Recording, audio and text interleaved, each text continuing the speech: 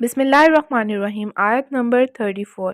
اور یاد کرو جب ہم نے کہا فرشتوں سے کہ سجدہ کرو آدم کو تو سب سجدے میں گر پڑے سوائے ابلیس کے۔ یہاں ایک بات تو یہ سمجھیں کہ آدم علیہ السلام کو تمام ملائکہ کے سجدے کی ضرورت کیا تھی؟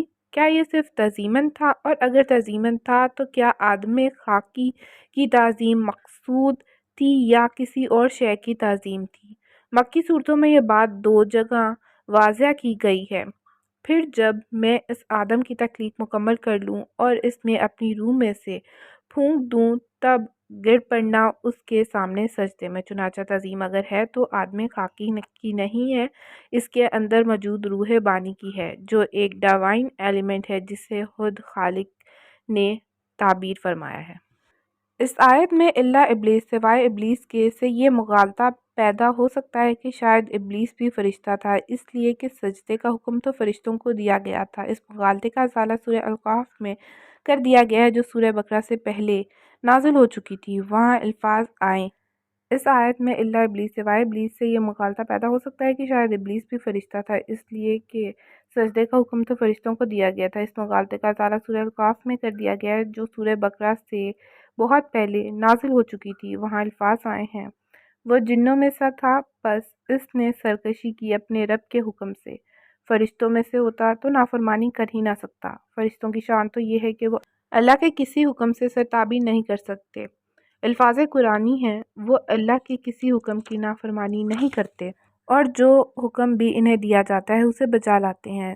جنات بھی انسانوں کی طرح ایک ذی اختیار مخلوق ہیں۔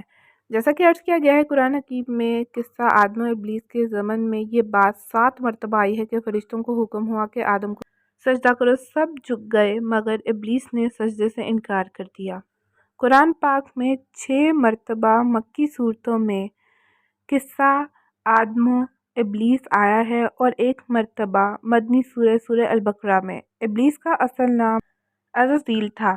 ابلیس اب اس کا صفاتی نام ہے، اس لیے کہ یہ اللہ کی رحمت سے بالکل مایوس ہے اور جو اللہ کی رحمت سے مایوس ہو جائے وہ شیطان ہو جاتا ہے۔ وہ سوچتا ہے کہ اب میرا تو چھٹکارا نہیں ہے، میری تو عاقبت خراب ہو چکی ہے، لہٰذا میں اپنے ساتھ اور جتنوں کو برباد کر سکتا ہوں کر لوں۔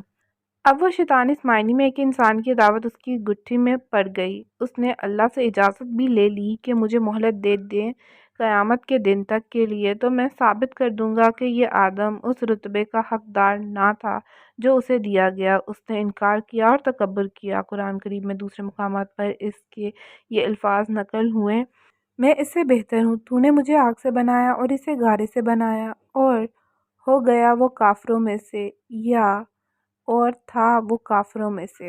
آیت نمبر 35۔ اور ہم نے کہا اے آدم رہو تم اور تمہاری بیوی جنت میں۔ سوال پیدا ہوتا ہے کہ یہ جنت کون سی ہے؟ اکثر حضرات کے نزدیک یہ جنت کہیں آسمان ہی میں تھی اور آسمان ہی میں حضرت آدم علیہ السلام کی تخلیق ہوئی۔ البتہ یہ سب مانتے ہیں کہ یہ وہ جنت الفردوس نہیں تھی جس میں جانے کے بعد نکلنے کا سوال نہیں۔ اس جنت میں تو آخرت میں لوگوں کو جا کر داخل ہونا ہے اور اس میں داخلے کے بعد پھر وہاں سے نکلنے کا کوئی امکان نہیں۔ ایک رائے یہ بھی ہے اور میرا رجحان اسی رائے کی طرف ہے کہ تخلیق آدم علیہ السلام اسی زمین پر ہوئی ہے اور وہ تخلیق جن مراحل سے گزری ہے وہ اس وقت ہمارا موضوع بحث نہیں ہے۔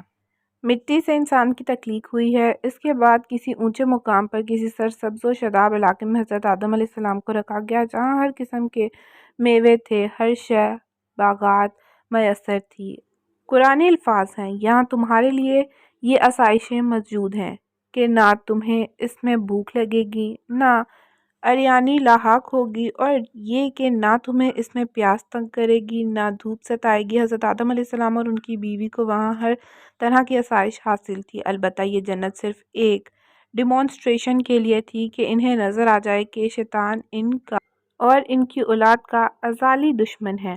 وہ انہیں ورگلائے گا اور طرح طرح کے وسوسے اندازی کرے گا، اور کھاؤ اس میں سے بافراغت جہاں سے چاہو، یہاں ہر طرح کے پھل موجود ہیں، جو چاہو کھاؤ، کسی چیز کی روک ٹوک نہیں، مگر اس درخت کے قریب مت جانا۔ یہاں پر اس درخت کا نام نہیں لیا گیا، اشارہ کر دیا گیا اس درخت کے قریب مت جانا ورنہ تم ظالموں میں سے ہو جاؤ گے۔